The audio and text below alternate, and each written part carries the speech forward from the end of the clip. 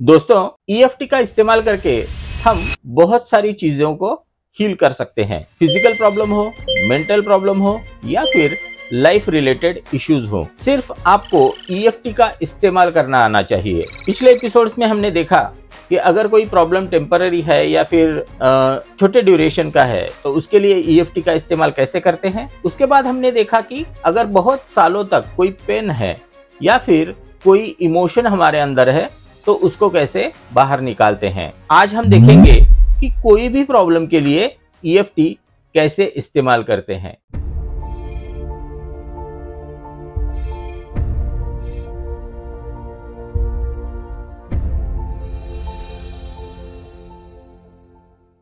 तो नमस्कार दोस्तों, मैं डॉक्टर दयानंद देवमोरे स्वागत करता हूं आपका क्वांटम माइंड के एपिसोड नंबर 71 में।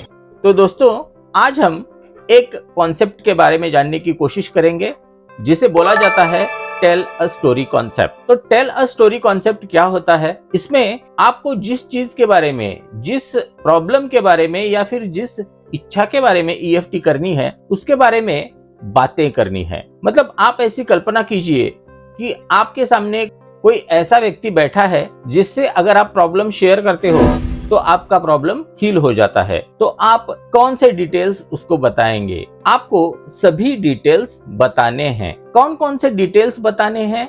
सबसे पहले तो सिम्टम्स बताने हैं, उसके बाद इमोशंस बताने हैं। हम टैपिंग ट्री कॉन्सेप्ट के बारे में बाद में बात करेंगे, लेकिन आज आप ये जान लो कि आपके अंदर जितनी भी नेगेटिविटी आपके प्रॉब्लम के लिए है तो आप उन सभी नेगेटिविटीज को शेयर करो। कैसे करना है ये थोड़ा देखते हैं। एक बार एक आदमी मेरे पास आया और उसे ये डर लगा रहा था कि उसे एड्स हुआ है। उसने उससे रिलेटेड सभी टेस्ट करवा ली थी, लेकिन टेस्ट में कुछ भी नहीं था। जब उसने वो रिपोर्ट्स दोस्तों को दिखाई तो दोस्तों ने बताया कि एड्स का पता 6 महीने बाद चलता है। तो वो फिर से टेंशन में आ गया और 6 महीने बाद फिर से उसने टेस्ट कराई। उसके बाद उन रिपोर्ट्स में भी कुछ नहीं था। उसने वो रिपोर्ट फिर से अपने दोस्तों को दिखाई तो कई दोस्तों ने बोला कि ये जल्दी पता नहीं चलता, इसको 1 साल तो लगता है। तो वो बहुत टेंशन में आ गया। रात को उसको नींद नहीं आती थी और वो हमेशा टेंशन में रहता था, एंजाइटी में रहता था और उसको हमेशा ये डर लगा रहता था कि मुझे एड्स हो गया है। तो उसके लिए एक दिन वो मेरे पास आया और उसने बोला कि सर मुझे ये प्रॉब्लम है। तो मैंने सबसे पहले तो बोला कि तुम काउंसलर के पास गए थे? तो उसने बोला हाँ गया था। मैंने पूछा कि तुमने सभी टेस्ट करवा लिए हैं? उसने कहा कि हाँ टेस्ट करवा लिए हैं। तो मैंने ये क्यों पूछा? क्योंकि आपको भी अगर किसी हेल्थ प्रॉब्लम से रिलेटेड डर लग रहा है तो सबसे पहले तो आप उसके लिए सभी टेस्ट करवा लो। उस टेस्ट में कुछ नहीं आता तो आप ईएफटी अलग तरीके से कर सकते हो।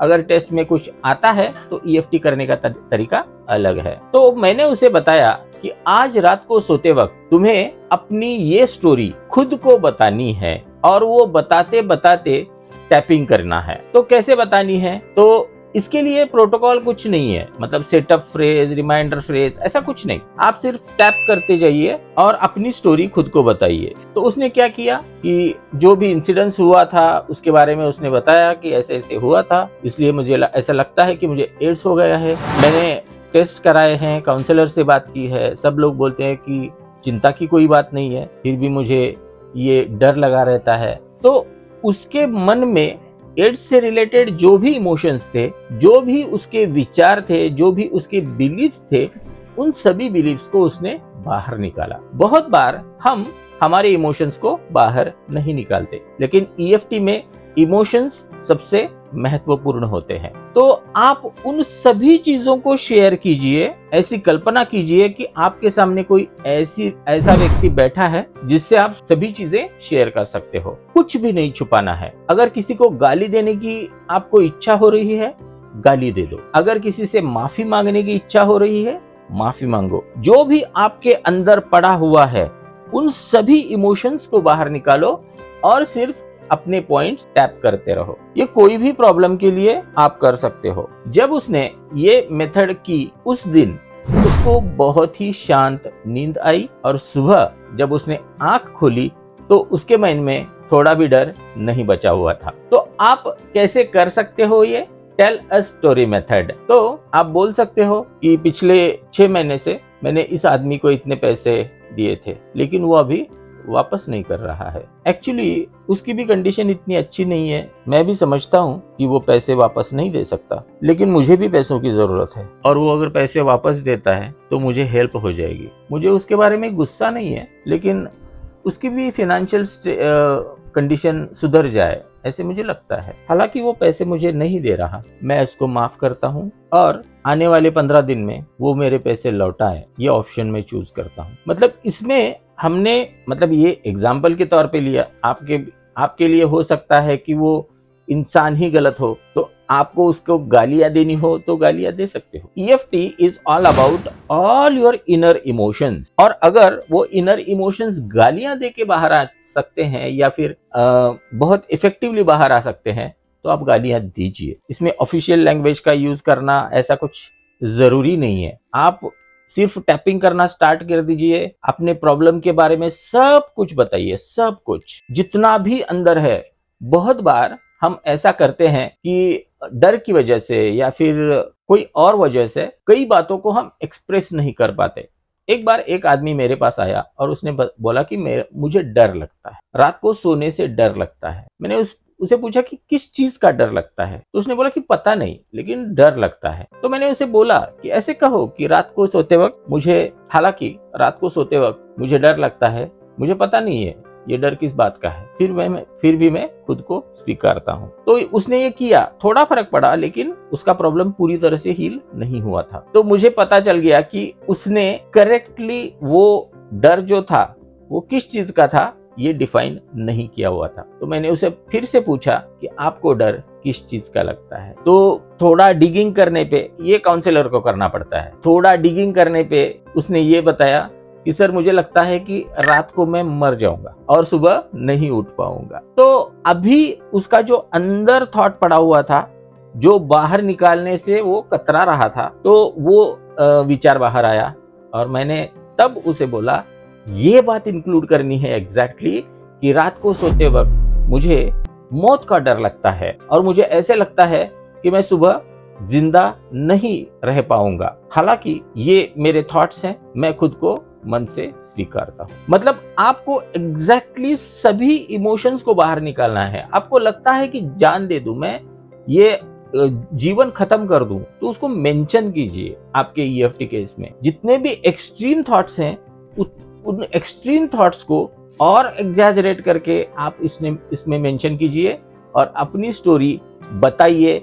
और स्टोरी बताते बताते सिर्फ ये पॉइंट्स टैप कर दीजिए। और अगर आपका इशू बहुत सालों से है तो रात को सोते वक्त आप ये प्रैक्टिस कीजिए, और तब तक कीजिए जब तक कि आपको नींद नहीं आ जाती। उस दिन आपको सबसे शांत नींद आएगी, क्योंकि अंदर का जो भी कचरा था वो बाहर निकल चुका होगा और आपकी विश जो थी वो भी फुलफिल जरूर होगी।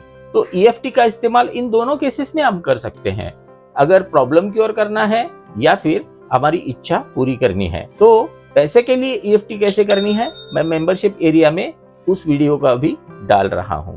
तो अगर आपको वो वीडियो भी देखना है तो आप इस चैनल को ज्वाइन कर सकते हो। तो दोस्तों, बहुत बार लोग मुझसे पूछते हैं कि EFT करते वक्त सर हम नेगेटिव बोलते हैं, और ऑटो सजेशन करते वक्त आपने बोला था कि नेगेटिव नहीं बोलना है, तो ये क्या चक्कर है? EFT एक इंटेंशन पे काम करने वाली मेथड है। इसमें हमारा इंटेंशन क्या है वो बहुत मायने रखता है। हम जितना भी नेगेटिव इमोशंस एड्रेस करेंगे उतने वो इमोशंस बाहर निकल जाएंगे। इसे पीलिंग द ऑनियन जैसा प्रोसेस बोलते हैं। जैसे कि ऑनियन, जैसे हम प्याज को छिलते हैं तो ऊपरी कवर जैसे हम निकालते हैं तो अंदर का बाहर आ जाता है, फिर उस कवर को निकालते हैं तो उसके अंदर का बाहर आ जाता है। ऐसे ही EFT में हम एक एक कवर ऐसे निकालते हैं और अंदर से और इमोशंस बाहर आने लगते हैं। इसलिए आपको जो भी चेंज लगे आपके थॉट्स में, सपोज कि आपने पहले राउंड किया, बाद में आपको ऐसे लगा कि अरे ये इमोशन नया आया है, उसको अगले टैपिंग राउंड में ऐड कर दो। ऐसे बहुत बार होता है। तो it is like piling the onion, और ये इंटेंशन पे काम करती है। जितना नेगेटिव बोलोगे उतने वो नेगेटिविटी बाहर निकलेगी। जैसे हम मेडिकल शॉप में जाते हैं और उसे बोलते हैं कि भैया एक सरदर्द की गोली देना, तो वो नहीं पूछता कि सरदर्द चालू होने की या बंद होने की। जैसे ही आप बोलते हो सरदर्द की गोली, तो उसे पता होता है कि सरदर्द बंद करने वाली गोली इसको चाहिए। ऐसे ही EFT भी इंटेंशन पे काम करती है। तो दोस्तों, आज की ये मेथड आप हर एक प्रॉब्लम के लिए इस्तेमाल कर सकते हो, हर एक इच्छा के लिए इस्तेमाल कर सकते हो।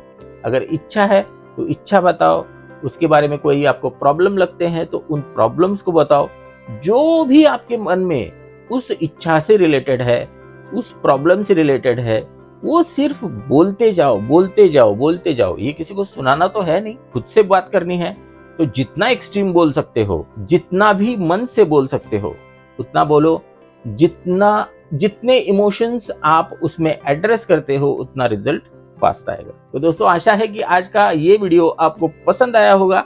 अगर पसंद आया है तो इसे लाइक जरूर कीजिए, अपने दोस्तों के साथ जरूर शेयर कीजिए, क्योंकि EFT के बारे में आपको शायद इतना पता नहीं होगा और ये वीडियो किसी की लाइफ बचा सकता है। तो दोस्तों, आज के लिए इतना ही। नेक्स्ट एपिसोड में हम एक ऐसी कॉन्सेप्ट के बारे में बात करेंगे जो मेथड हर एक प्रॉब्लम के लिए सिस्टमैटिकली हम कैसे इस्तेमाल कर सकते हैं, इसके बारे में है। तो अगर उस वीडियो की नोटिफिकेशन चाहिए तो चैनल को सब्सक्राइब कीजिए और नोटिफिकेशन बेल पे क्लिक करके ऑल का ऑप्शन सिलेक्ट कीजिए। तो दोस्तों, आज के लिए इतना ही। फिर मिलते हैं नेक्स्ट एपिसोड में। तब तक के लिए धन्यवाद।